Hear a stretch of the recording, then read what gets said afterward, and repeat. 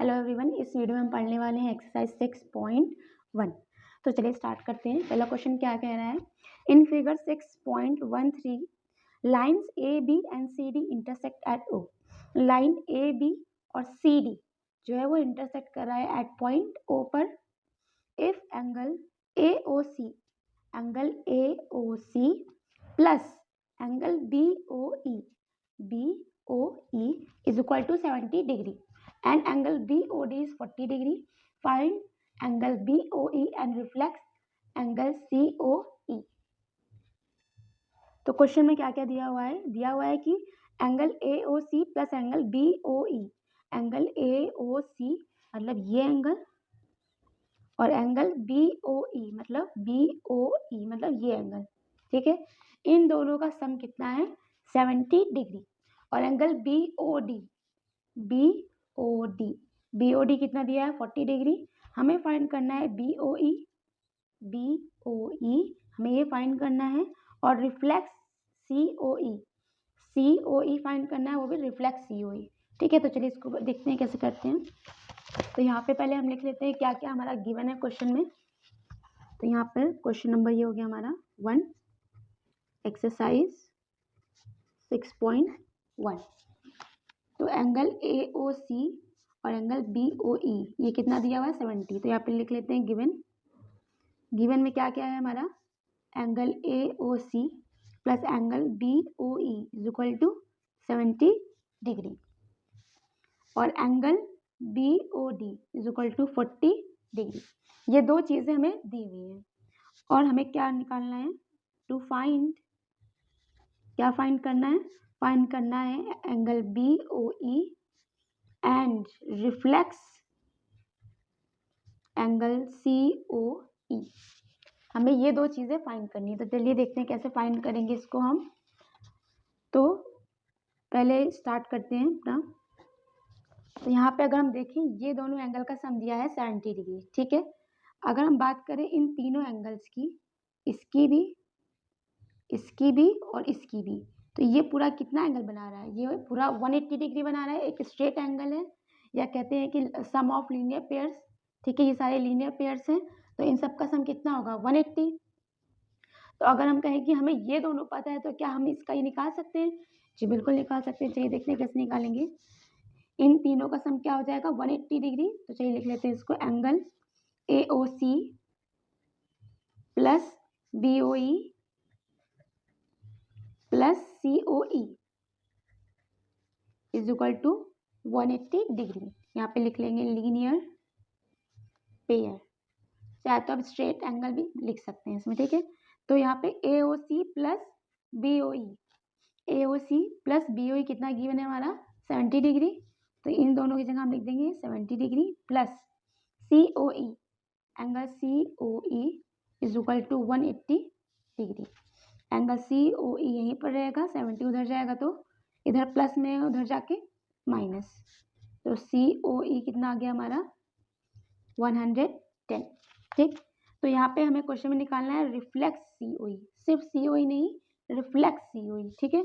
तो कैसे निकालेंगे यहाँ पर रिफ्लेक्स COE निकालने के लिए हम 360 से जो हमारा COE आया है उसको हम माइनस कर देंगे। तो 360 में से 110 गया तो कितना बचा 250 डिग्री। तो हमारा रिफ्लेक्स COE कितना आ गया 250 डिग्री। अब हमें निकालना है एंगल BOE। कहाँ पे है BOE? तो BOE ये है, ठीक है। BOE और हमारा BOD दिया है कितना 40 डिग्री। तो अब यहाँ पे अगर इसको ऐसे करके देखें फिगर को, तो अब ये हमारा स्ट्रेट लाइन है और ये पूरा कितना हो जाएगा हमारा, ये पूरा हो जाएगा हमारा 180, ठीक है। ये एंगल COE, BOE और BOD ये पूरा 180 हो जाएगा। तो हमें यहाँ पे COE पता चल ही चुका है कितना है 110, और यहाँ पे BOD हमें पता है 40। तो 3 पता है, तो हम ये बीच वाला निकाल लेंगे BOE, और हमें वो निकालना भी वही है। तो चलिए निकालते हैं इसको, angle COE plus BOE, angle BOE plus BOD, angle BOD is equal to 180 degree. ठीक है, तो यहाँ पे COE कितना आया था हमारा 110, तो COE के नीचे लिख देंगे 110। BOE में नहीं पता, इसको एज इट इज लिख देंगे, प्लस BOD का कितना है गिवन है हमारा 40, तो यहाँ पे हम लिख देंगे 40 इज इक्वल टू 180 डिग्री। तो 110 और 40 कितना हो गया 150 प्लस और angle BOE is equal to 180 degree. Angle BOE यहीं पे रहेगा और 150 उधर गया, तो BOE कितना आ गया हमारा 30 डिग्री। ठीक है, तो यहाँ पे देखिए हमें दो चीज़ें निकालनी थी, एक रिफ्लेक्स एंगल COE, तो कितना आ गया हमारा वो 250 डिग्री, और यहाँ पे एंगल BOE कितना आ गया 30 डिग्री। जो हो गया पहला आंसर। मूव करते हैं क्वेश्चन नंबर 2 पे। क्वेश्चन नंबर 2 में क्या क्या दिया है, lines XY and MN intersect at O। Line MN कहाँ पर है, ये MN और X और Y, ठीक है, ये दोनों इंटरसेक्ट कर रहे हैं at the point O। If angle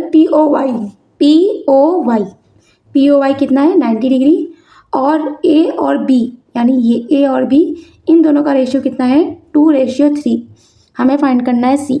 ठीक है, तो चलिए क्या क्या गिवन है वो लिख लेते हैं पहले, और क्या फाइंड करना है वो लिख के सोल्यूशन स्टार्ट करते हैं। तो ये यहाँ पे फिगर मैंने बना लिया है इसको, तो भाई लिखते हैं यहाँ पे कि क्या क्या गिवन है।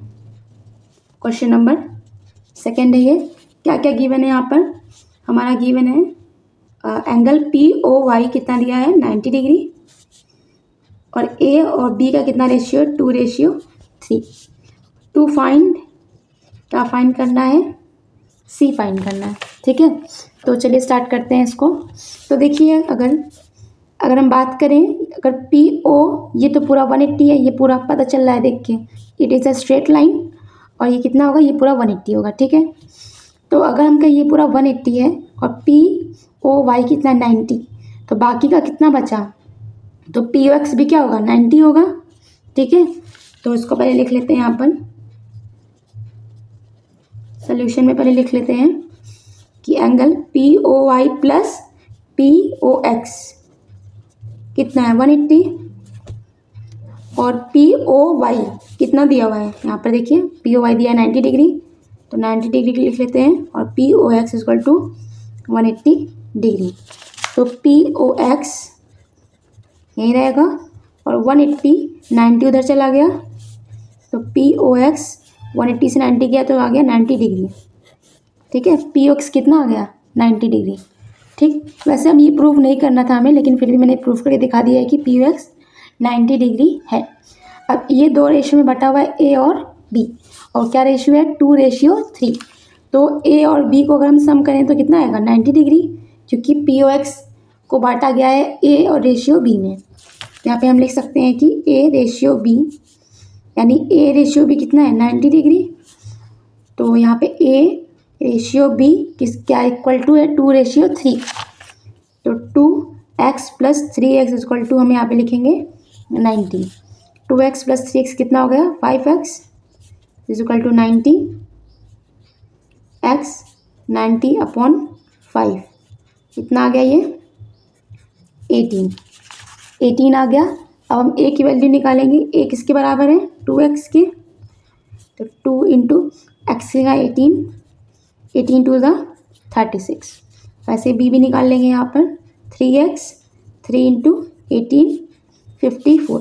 B की वैल्यू कितनी आ गई 54, और A की वैल्यू आ गई 36। हमें निकालना क्या है एक्चुअली में, हमें निकालना है C। तो C कैसे निकलेगा, यहाँ पर अगर हम इस फिगर को ऐसे देखें, ये हमारा पूरा फिगर है, और ये क्या है लीनियर पेयर, B और C आपस में लीनियर पेयर बना रहे हैं, 180 डिग्री बना रहे हैं। तो इसको भी ऐसे लिख लेंगे यहाँ पे, angle B plus angle C equal to 180 degree. B आया है हमारा 54 plus angle C equal to 180 degree, angle C यहीं रहेगा, और 54 इधर प्लस में उधर जाके माइनस, तो ये हो गया माइनस। यहाँ पर माइनस करने पे कितना आएगा, माइनस करने पे आएगा हमारा 10 से 4 या 6 7 तो 120 126 डिग्री। तो सी कितना आ गया हमारा 126 डिग्री, हमें ये निकालना भी था। ठीक है, मूव करते हैं क्वेश्चन नंबर 3 पे। Question number 3, in figure P Q are equal है किसके, पी आर क्यू के, यानी ये एंगल और ये एंगल आपस में क्या है, इक्वल है। हमें प्रूफ करना है पी क्यू